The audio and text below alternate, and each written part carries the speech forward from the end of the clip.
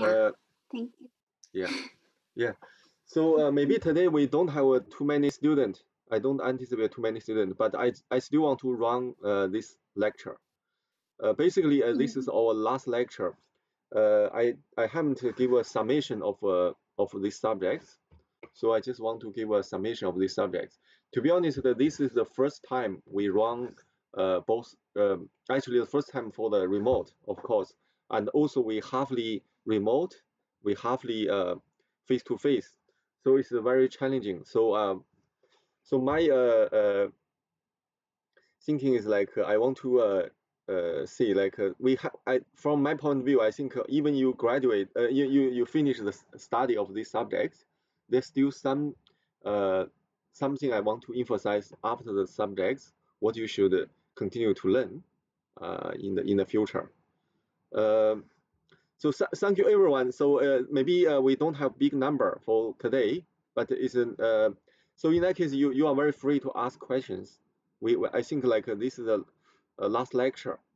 I'm not sure like you because I will because I know like it's last week everyone will be very busy, so I just like make shorter of the lecture. But I want to emphasize. So first, we still go to the subject outline. I think after several lectures, you already know we put all the plans in the week one. There's a project description and the overview. So for this one, is the most important is our plan. So you can see we are currently is in week actually it's week 12. Today is 19th of October. We haven't covered the robotic rehabilitation use EMG. So this is my research area. So I think you know Jeffrey, you know Kari, you know Lee, they are all in this area. So that's why today I still want to talk something about robot rehabilitation. So robot rehabilitation is especially we are focused on stroke rehabilitation. So we already developed two you call the robot or you got exoskeleton. One is for ankle rehabilitation, another is for the hand, for the up limb rehabilitation. So we have both up limb and lower limb rehabilitation. I will show you our video later. But yeah, this is the plan for all our. We have two assignment. One is a final report is due end of this. I mean Thursday, and also seminar 2. This time seminar 2 we change as a video clip because I from my experience like if you put a seminar 2, we definitely cannot run in within 3 hours. We maybe run whole day about the seminar, and also I think like I want to record all your presentation, but this is a very tough task. Last time for the seminar 1, I do sorry I forgot to share the window, share the screen.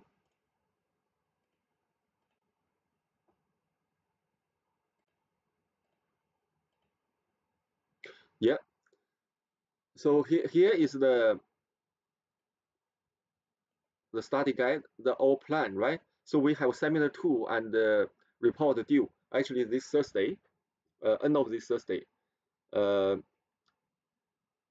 So for the before I plan to do the seminar 2, but I think like number one we need extra time, lab time I give to student, and number 2 I think to all record all your performance in by myself is not that easy, and also I want to encourage the collaboration, especially during the remote mode.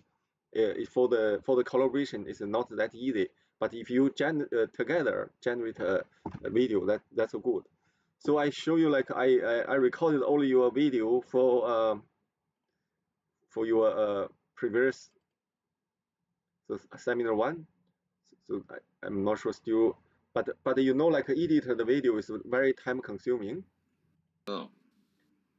And meditative states. So this is the in first other words, group. relaxation. Yeah. Beta waves range from 12 to 38 hertz and can be broken down into 3 I should say, like, I think use a video clip is much better than maybe much better than the my record effect. So in that case, I change to the video clip. But I have read all your video in the seminar one. I think you all did a really good work. So now I go to the so this is the last lecture. I still quickly go to the lecture, and I have put some reading material. If I go to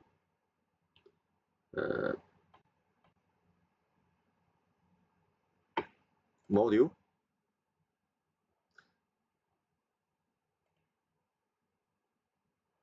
So if I go to module, like we have actually week 11 is I put a pre-work here.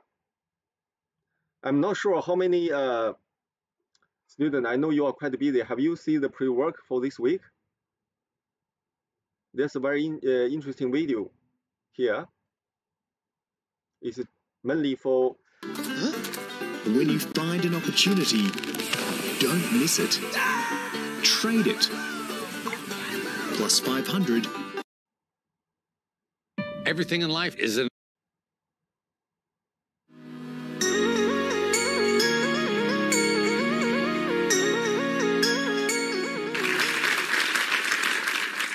I want you to... Everything in life is a negotiation. When you cross the street is a negotiation. Getting your coffee at Starbucks is a negotiation. You're probably in 3...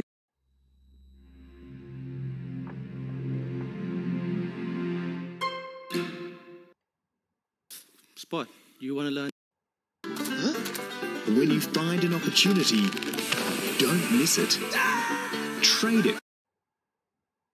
To help you successfully ambulate.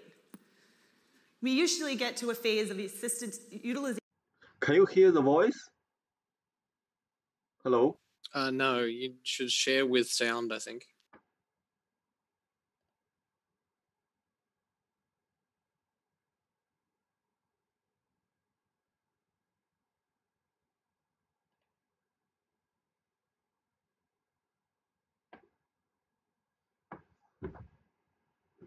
Share with sound.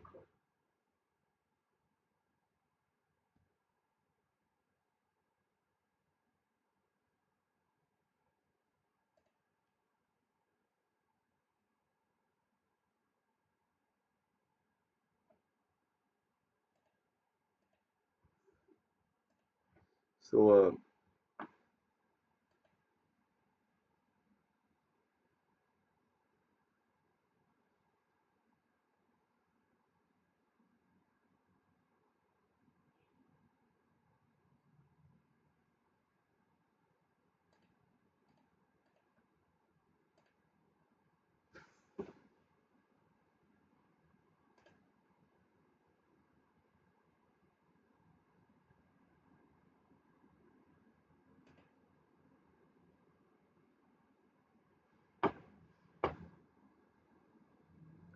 can someone remind me where last time I remember?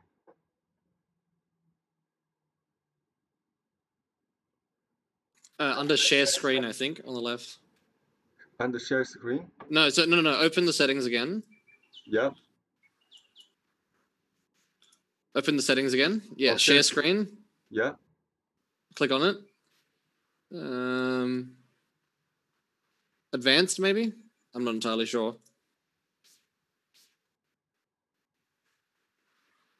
Okay, I'm not entirely sure then. Yeah, no worries. This is I mean, I think this should be audio, right? And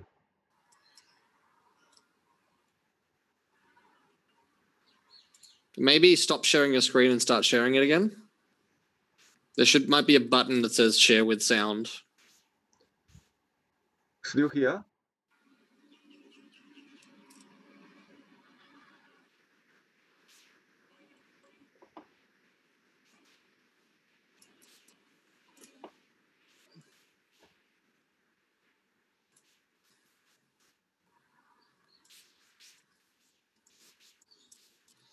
Oh, here. Yeah.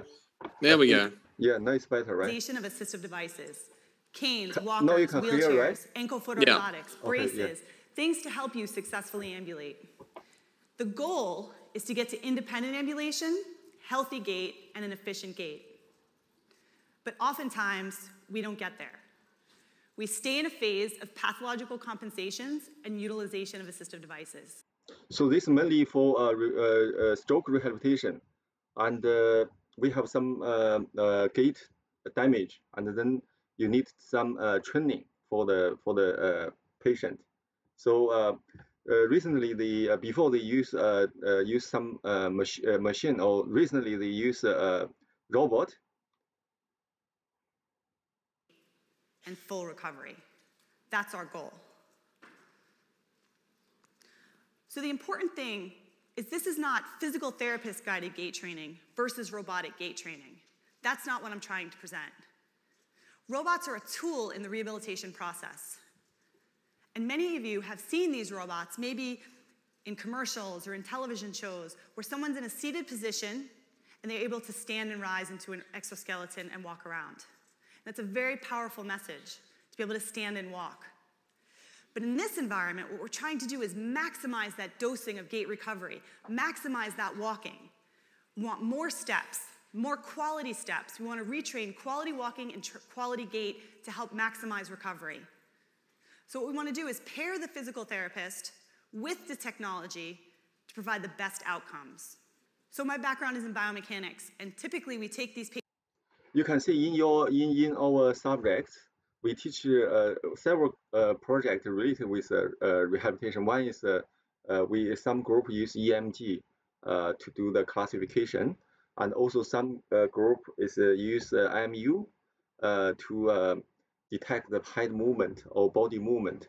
So in that case here, gait analysis, you can see here they use IMU or use a camera to do the gait analysis, and also they have a EMG-based rehabilitation. We want a comprehensive analysis of how they're walking. So this is a patient in the robotic exoskeleton in the gait lab. And what I've done is I've stripped away the clothes and the... So in the future, I think like rehabilitation, especially for the aging population, have a great opportunity. So that's why I move my research area, because my fundamental research is for modeling, control, and the signal processing. So currently I move, switch my research direction to rehabilitation robot. So this is something very interesting. When you have time, even after the subject, you can watch the video. I think this is a very important video. I think this I found from 2016, but I feel even now this video is still very helpful. Skin, so all you see are a rigid reconstruction of the human body. And if you've ever seen a gait analysis or a biomechanics laboratory, you see how we can turn the person in many different planes. We can look at the frontal plane, the sagittal plane, the transverse plane. We can look at rotations, flexion and extension. And it's important so we understand how the movements are happening. So I stopped this video because we have other things to cover. So this is a very important video. It's, like for every lecture, we have a pre-work. So I put there. Normally there's some fundamental knowledge and some video. I think, I hope because this semester is special, maybe you don't have time to practice learn the pre-video. But in the future, like if you have time, I still think you can catch up with some videos and some material. So I also put a very important part is called classification. Use MATLAB. By using MATLAB, mainly is the classification learner. Last week I already discussed about this tool. I think from my understanding, most of group, if they related with classification, they are now is very used to use the classification learner.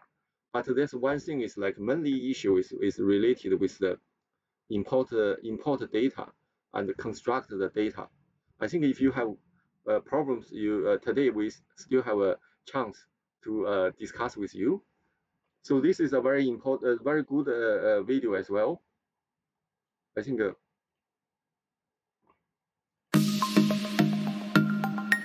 they give you basic concept of classification, and also give you a explanation how to use classification learner to implement classification.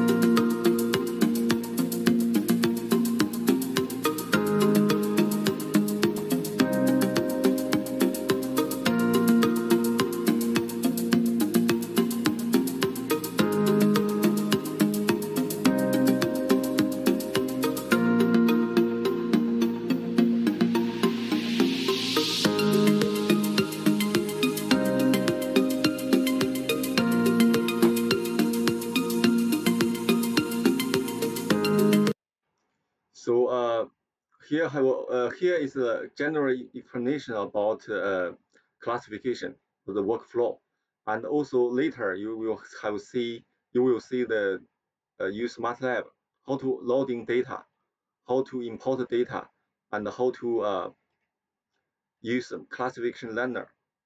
So this is a very good video. I think although today is a little bit late, but maybe some parts you still can use.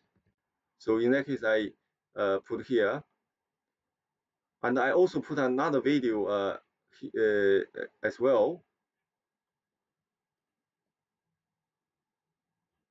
So this is another stroke rehabilitation by using EMG, and also there's a classification tutorial as well. So this is from MATLAB website. So this is a very good explanation, but it's not video. Sometimes I feel video is learning quick, but if you want to find some detailed help, you still need read the document. So this is a lecture 11, and I put some my reading material. I think I have some videos of our work. So as I said before, I'm doing system control. So for the rehabilitation robot, I'm working together collaboratively with a Chinese university called Sun Yat-sen University, with Professor Rong Song, and I have a PhD student is called Yao Huang. We have developed some control algorithm called bumpy switching. Basically, we develop switching control for a keyboard robot. So the keyboard robot, I think they have a video. Keyboard robot.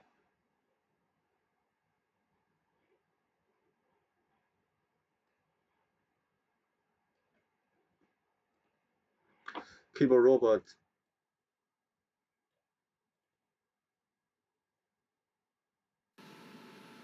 So you can see this is keyboard robot. So this keyboard robot good thing is you never can be hurt. But you can see this is EMG, and this is you use your vision system.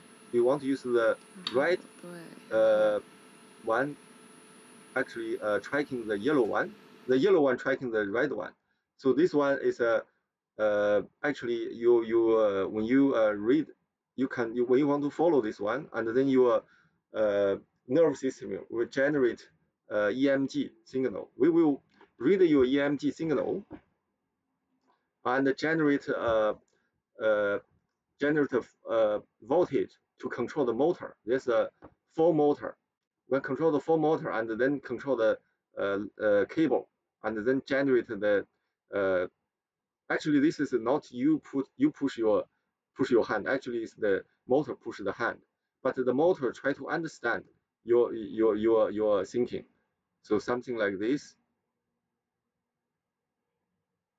But the difficulty for this one control is like this is very nonlinear control. Nonlinear control because human nervous system and the human brain is they work together and then they go to the control loop. So the human brain is very difficult to set up because it is very nonlinear and time variant, so they can change mind easily. So how to develop the system? So we develop a switching algorithm. How to switch is like when we do different exercise, we can separate very complex exercise to very short straight line exercise. For example, this is a square. This is follow a square, do a square movement. But we separate this movement as a four part, and each part we use a linear model, simple model, and then we can control this one very well. But we find a very difficult thing is like when we switching from one model to another model, and then they generate some bump, like a shock, and maybe this one will damage the robot or will harm to the human. So in that case, we propose the bumpless transfer. That means when switch, we still like the signal is continuous. So this one we have a do a very good research. I show you our this is my presentation I have given to when I was visit Shanghai Jiao Tong University.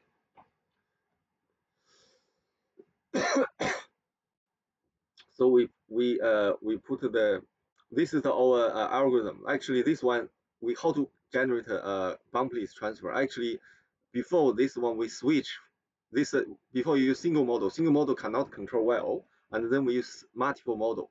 When we switch, we just switch just use a switcher to switch, but this one will have a bump because from one model change to another model, you cannot guarantee their output the same during switch. So in that case, it's a bump. But when you use this structure, like a state space, linear state space model. I'm not sure you learned linear state space model. It's like control in the modern control theory. They have A, B, C. So if you C not change, you only change the feedback and change the input matrix, and then you can guarantee when switching of the feedback, the system is still continuous. So in that case, without bump, but we need theoretically proof and to get the minimal realization. That means we want to the ABC, the dimension is minimal. So we have developed a theory, and then we can control this one, and then you can see our control result. So in that case, this is the muscle activation. So in that case, with bumpless, you can see the muscle, we use less muscle activation. That means human no need to use too many energy. So this the black one is if you use only single model, and then it will have a problem. So it's not problem. So you need more your energy. But when you use different, this bump one is with bump without bumpless, but they also use switching. Even they use switching, they're still not as good as the bumpless. If you use single model, you use different order. For example, use third order. We found if you use a higher order, it will cannot even stable. So we only can compare with third order. Even third order, most time is not as good as the bumpless switch. Even more, the good thing. So you can see what the switch means. Like even more, even if you have jerk, so that means we measure how big the jerk is. So in that case, bumpless, you can see they have no much jerk. But for the single model, of course, the jerk is small. But if for the bump one, if we switch, but we use bump one, the big jump, big jerk, so we will damage the machine and also harm to the patient. So this is the research in this area, and we also in this here we publish a paper as well.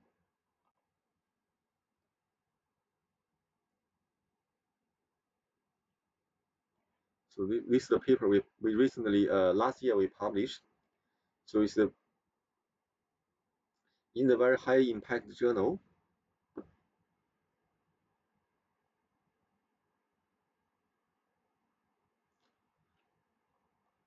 So this is the cable robot, and we develop. This is a full this square movement. We separate as four parts, and we use switching algorithm, and bumpishly implement the switching.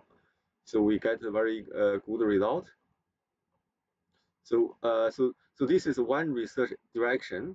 Another one research robot, and then we build our own robot. So I show you like our own robot. One is ankle rehabilitation robot. I think we put like.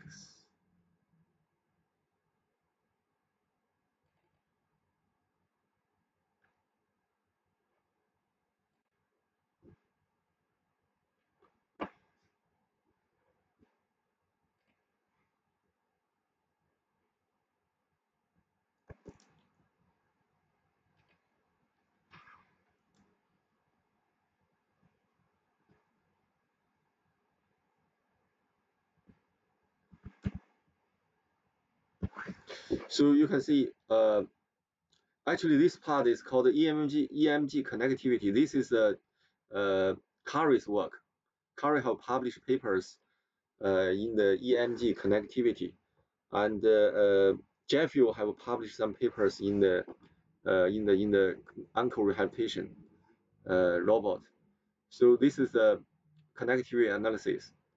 So so this is the up limb rehabilitation. This is a robot. It's a cable robot. This is in another university in China. So here is the lower limb rehabilitation. We actually that time we haven't built this robot yet, but now this one is already built. It's in the CHT lab. So here is we already have this equipment. So currently Jeffrey and Lee and other PhD students are doing some called reinforcement learning based control. So try to help for the ankle rehabilitation. And also we, in order to guarantee the safety, we also consider about include the force feedback in the loop. And also we want to implement impedance or admittance control. This one can guarantee the safety of the patient. So this is some research, and I show you.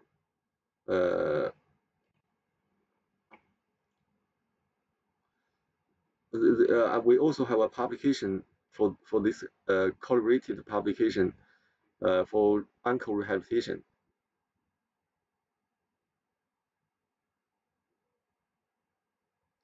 So this is the actual transaction in biomedical instrumentation, biomedical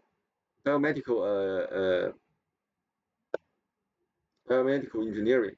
So this is a control of ankle joint exoskeleton. This is the one we have, and we use actually this is use admittance control. So this is a we have. So this is the robot. Actually, we built a robot in our lab recently as well. So this one is we use admittance control, adaptive admittance control. So there's lots of signal processing as well. So how to do the EMG signal processing is the first step. So there's a lot of EMG signal processing, and also there's a nonlinear model called the Hill model. How do you, for example, how do you from EMG signal you estimate the torque you generated by a human? So in that case, this is a lot of signal processing. task. So it's closely related with this subject. So this is a top journal, top actually transaction journal. We got some result. And we also, maybe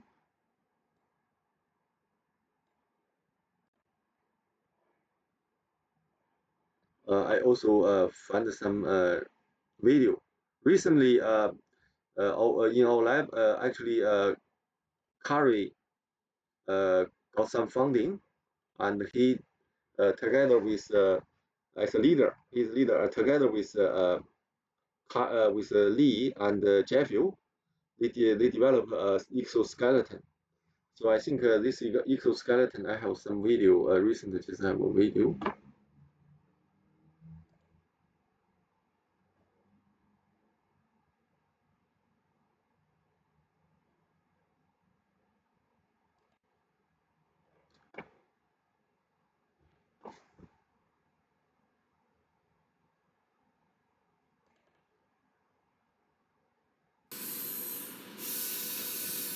So this currently is in the CXT line. Yeah, we're back to the normal position.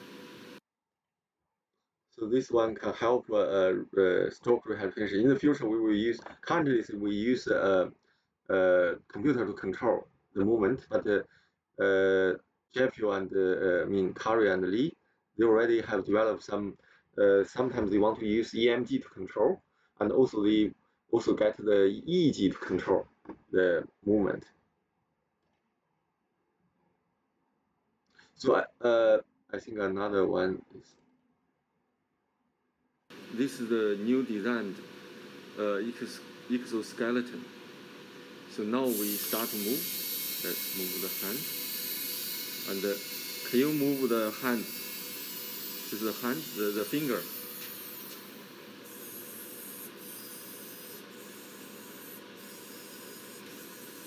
Great. Yeah. Move the hand.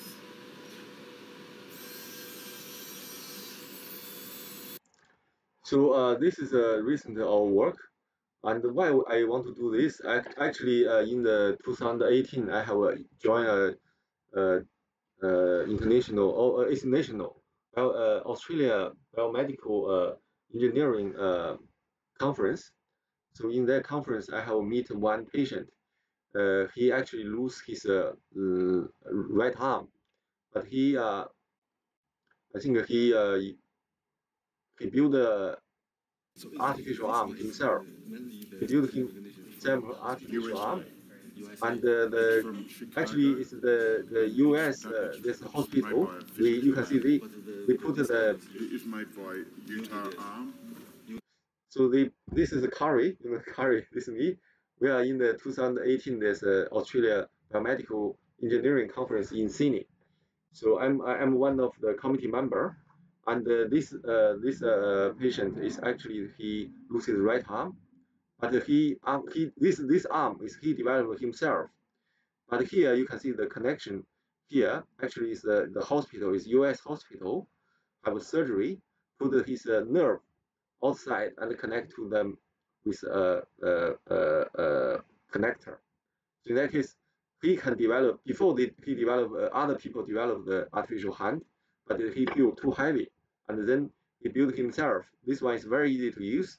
He can use this hand to ride a bicycle and do lots of things, the common life. And he said at the beginning, this is very difficult to use, but later, because human brain is very powerful, have very good adaptivity. So he can, and after half months, he can well use his left designed hand. Sometimes he can even rebuild several hands to use to it.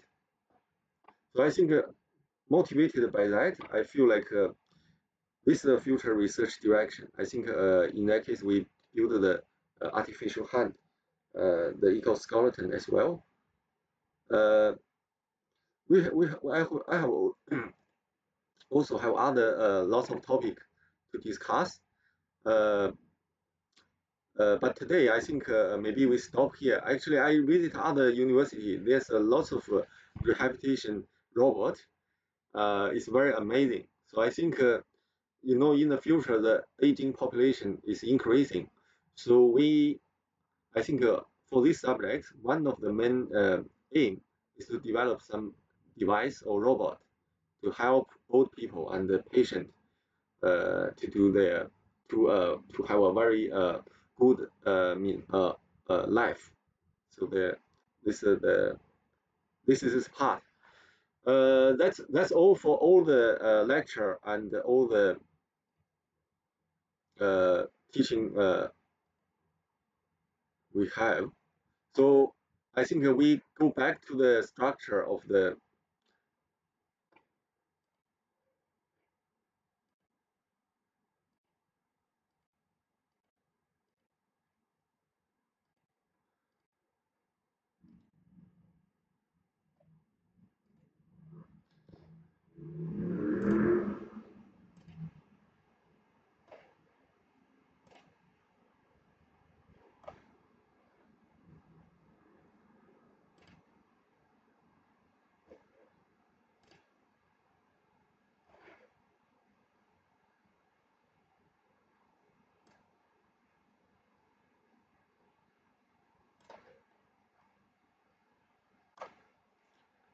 So we still go back to the our teaching plan. Actually, although we finish all the teaching, but to be honest, in this semester, because we cannot do face-to-face teaching, I feel students cannot touch the real equipment. Most students cannot touch, and even some students come to the lab, we still haven't. For example, for the assignment 2, I feel a little guilty. Like we cannot ask you to implement the circuit. So I'm not sure. How do you feel? Like in the future, I think if you have the chance, you can purchase some. Actually, they are quite cheap. You go to JECA or Element 14. Actually, even in the near UTS, there's a JECA around, and Element 14. You can purchase the equipment, the elements, and then build the circuit. I think in the future that will be helpful for your career as well.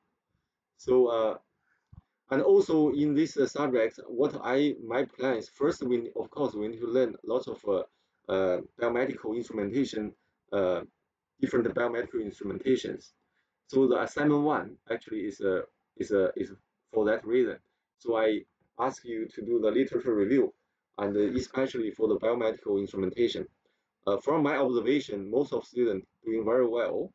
I think they maybe learn lots of useful biomedical instruments. Especially for me, and I think for our team, I think we learn a lot from the report. So there's lots of useful equipment, and also we know the progress, also the improvement of the devices. This is one part. Is we have several lectures support. For example, we have heart and circulatory system in the week 2, and we also discuss the human nerve system.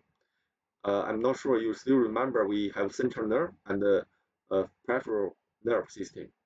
But I mainly put this one as a pre lecture. And also I ask you to read, watch video, read material at home. And then I have discussed EEG and also discussed about some others like implant devices. And I have a guest lecture from Professor Peter Watson. He actually gave a real example of how to develop a medical device, implementable device. Actually, this is quite challenging. But if you succeed, it will be to help people. That's the most important part, to help people. To save people's life. So this is the most honorary, glory things, I think. And also we discussed EEG and EMG as well. So this is all the structure. And also I think during the lecture I find some student is from different background. Some is from, I think is from science. So I feel we need to give some lectures related with electronics. So I put some lecture to discuss about like first we have a amplification circuit and analog filter design, and also analog digital conversion, analog to digital conversion. So this is mainly for assignment 2. So in assignment 2, we learn something about electronics, but I think we use multi-sim. It's a very powerful tool. Actually, multi-sim, if you simulation, I think I read some of your assignment 2. Actually, if you can do assignment 2 very well, if you next stage you can purchase some components and to implement your circuit, then you will learn more. You will become more confident. So for the engineering, if you never do it, you cannot get the confidence. So you need experience. You need to know what you can do. So unless you can build one circuit, and then you will get the confidence. So that's why I still strongly suggest you, although you submitted your assignment 2, and I think number 1, before this is individual work, but now I put this group work. So in that case, you learn from others, but you don't have the chance to practice yourself. And in the next stage, when you finish the subjects, maybe I strongly suggest that you build a circuit. That's the last part is for the final project. I think all projects have ECG related, EEG related, and EMG related project. And we also have some rehabilitation related and the data analysis related project.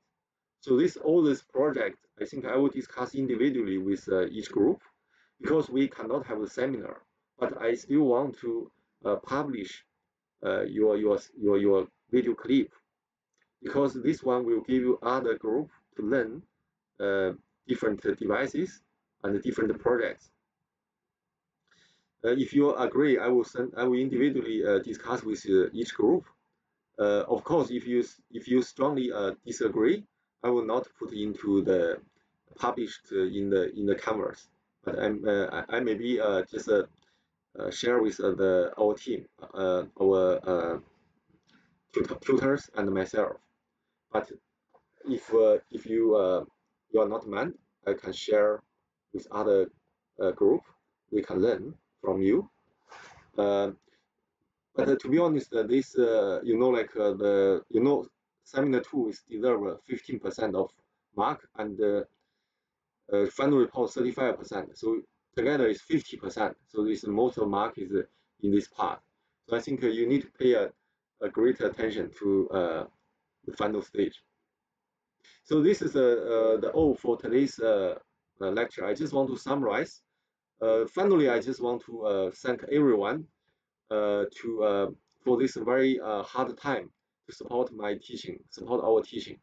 I think it's very difficult. I feel like, especially from the Zoom, sometimes I need to learn and be familiar with the equipment, and also there's lots of videos I need to deal with. And also, I feel like the communication is not that very efficient, especially for some hands-on skill. We are very difficult to train your skill in this hands-on. And I think in the future, if we still have chance, I think you have chance. You just still finish your assignment to the ECG machine. That's my hope. So, any other things? Sorry, I forgot one thing. Very quick. I also have some theoretical consideration, because for example, I put some quiz. In the quiz, I remember I have put this quiz question. This quiz question is the most hardest one. I'm not sure how many students have tried this one. Maybe I pull in.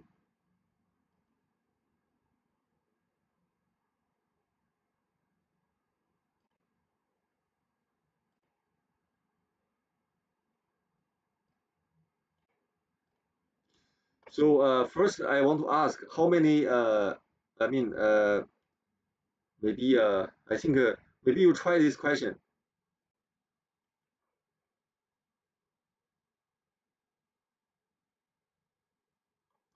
I already put the right answer already, but you just to be honest, you just I mean, for this question, how many student can do this question? Because before I think there's a request. You need to learn something about signal theory, but maybe now they changed the pre-request. But I still want you to think about this question. So which one is? Can you do the multiple choice? Although I give you the wrong, right answer, but you still honestly tell me like which answer you first selected.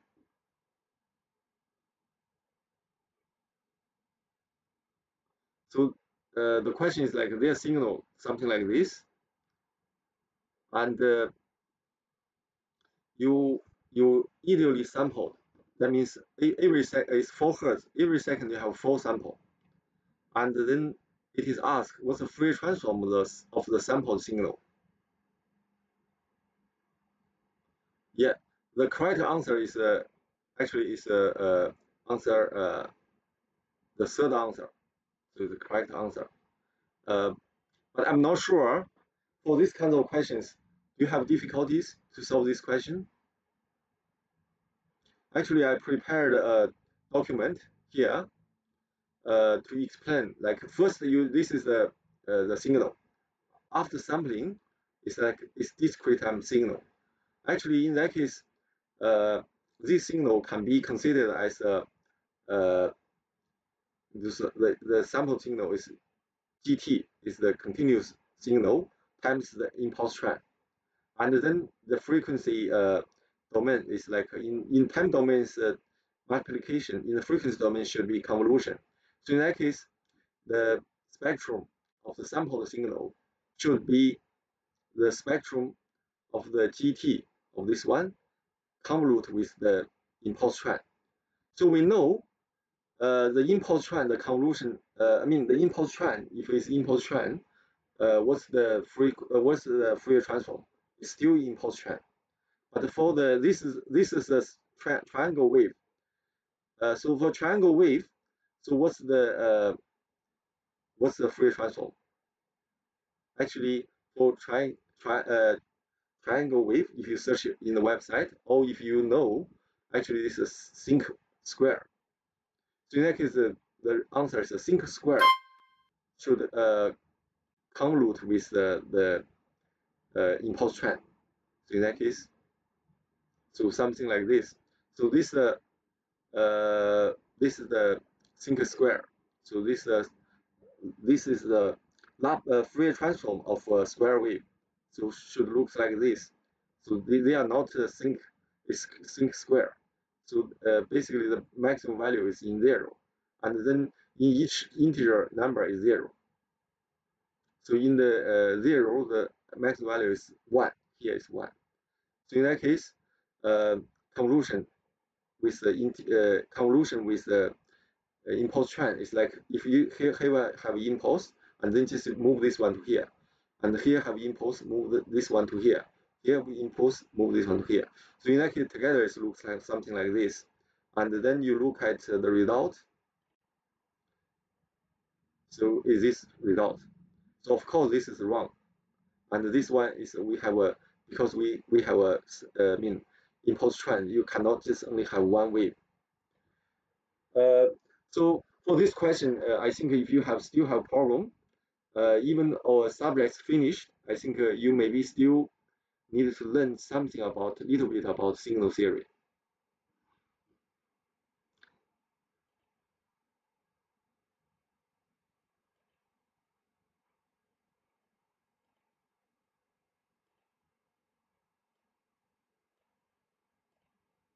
So we finish for today's lecture. And thank you everyone for joining me today and your support. So now we will go to the break room. I will discuss with each group about your progress. I will base on the seminar 1, and then I will discuss with you about what you should pay attention to your next click video clip, and also how to write the final report. Now we go to the breakout room.